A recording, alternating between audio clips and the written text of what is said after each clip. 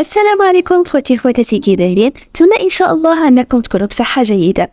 رجعنا لكم فيديو جديد اللي غنقدموا لكم واحد الكيكه اللي كتجي جديده ومنعشه، مكونات سهله اللي ممكن انكم ديروها في هذه فتره الصيف. فهنا بقاو معنا باش تعرفوا طريقه التحضير والمكونات. في اناء غنديروا 2 البيضات متوسطه الحجم، وهنا غنستخدموا غير الخلاط اليدوي باش نخلطوا كاع المكونات ديالنا مع بعضهم. غنزيدو كاس الا ربع السكر،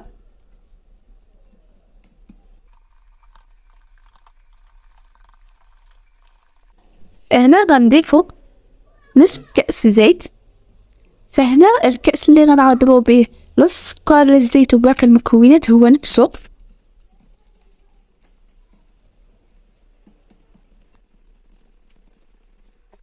من بعد ما خلطنا كاع المكونات ديالنا غنزيدو واحد 3 معالق ديال عصير البرتقال. فهنا يعني غاتينا واحد النسمه للكيكه ديالنا، وغنزيدو معاه ايضا قشور ديال برتقال. فهنا غناخدو واحد البرتقاله ديالنا وغنحكوها، وفي دوك القشور هو اللي غنزيدو الكيكه ديالنا. فيعني لنفس السبب اللي هو انه غتعطينا واحد المذاق زوين ومنعش للكيكه ديالنا. من بعد ما تجهزوا لينا كاع المكونات غنضيفوا واحد كأس طحين يعني فرص الحلويات، وغنزيدو واحد الخميرة الحلويات او الخميرة الكيميائية 7 غرام.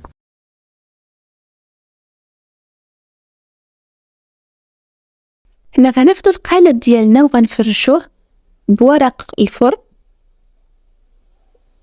وغنكبو فيه داك الخليط ديال الكيكه ديالنا. فكما كتلاحظوا معنا هكا كيجي القوام ديالها. صافي هنا غندخلوها للفران وغنشعلوا لها لتحت يعني حتى تنفخ الكيكه ديالنا، وغنشعلوا لها الفوق باش تحمر لينا. فهنا ها هي كي خرجت من بعد ما خرجناها من الفران، ودابا غنخليوها تبرد على خاطرها.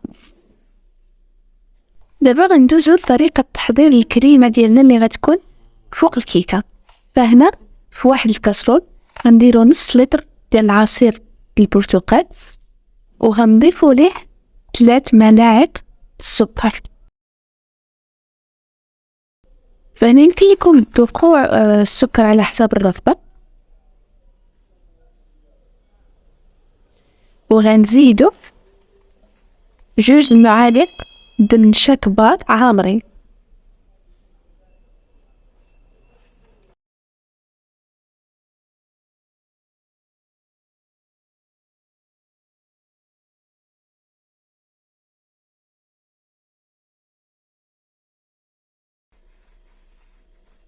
وغنزيدو عليه واحد الساشي دفلون.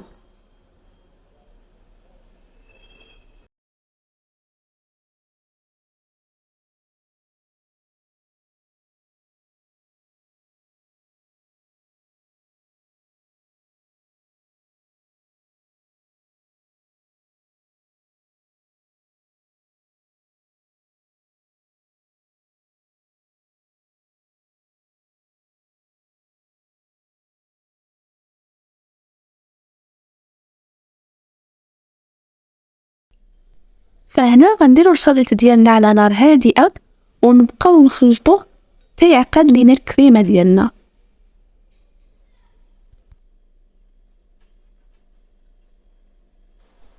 على ما غتوجد الكريمه ديالنا فهنا غنسقيو الكيكه ديالنا اما شويه العصير ديال البرتقال اولا واحد السيرو اللي غنحضروه حنايا، يعني كيبقى هنا على حسب الرغبه.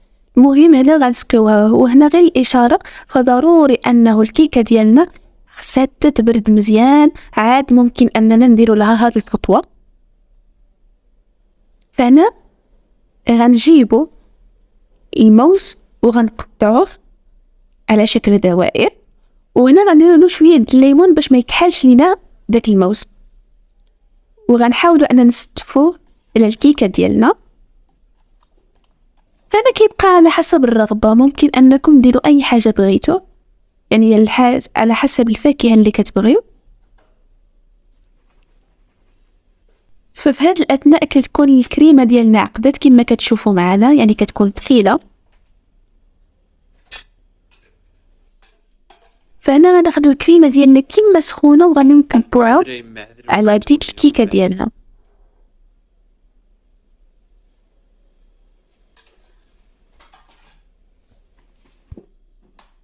نخليوها تبرد شويه برا. فهنا صافي غنسلو على الثلاجه ديالنا حتى تبرد مزيان، ويعني ويكون صافي شاده في راس هذيك الكريمه فكتكال بارده. فهذه هي من بعد ما خرجناها من الثلاجه هكي كيجي المنظر ديالها. فهنا التزيين كيبقى لكم على حسب الرغبه. فهنا ما بقى لي نقول لكم الا بالصحه والراحه. شكرا للمتابعه ديالكم للفيديو، ما تبخلوش علينا بجيم الفيديو والاشتراك في القناه باش يوصلكم اي جديد. فالفيديو القادم ان شاء الله.